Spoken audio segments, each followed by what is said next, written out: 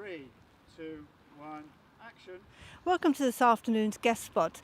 And I'm talking here today with students, geography researchers who are looking at Inverness as a tourist city.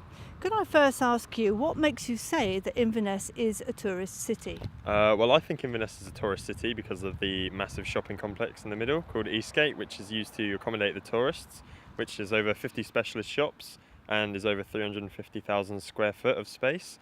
Also, the cathedral behind us, Inverness Cathedral, is the most the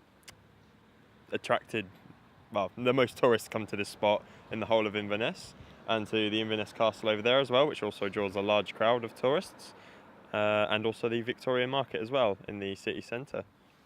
Well, thank you very much for that. And I'm pleased that you brought in that this is in actual fact a tourist attraction. But could I ask in particular what makes you say that? Because there aren't that many people around here as we stand at the moment, and there doesn't appear to be that much access to the place. Well, the main attraction within Inverness is the cathedral, which was completed in 1869. Following the cathedral is Inverness Museum and Art Gallery.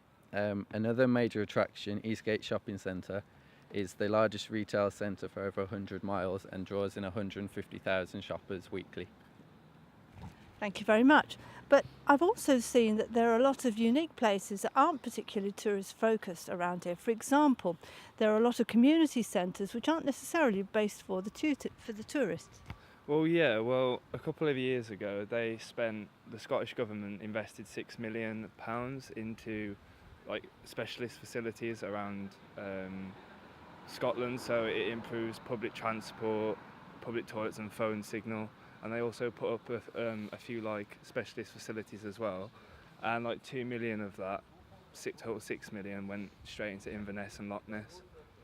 Thank you. You've said there that there's actually going to be an input of money, but could you give me a little bit more detail about that and how Inverness could take this into the future? Well, we had 340,000 people who visited the city. 340,000 people who visited the city in 2017. We brought £115 million into the city alone.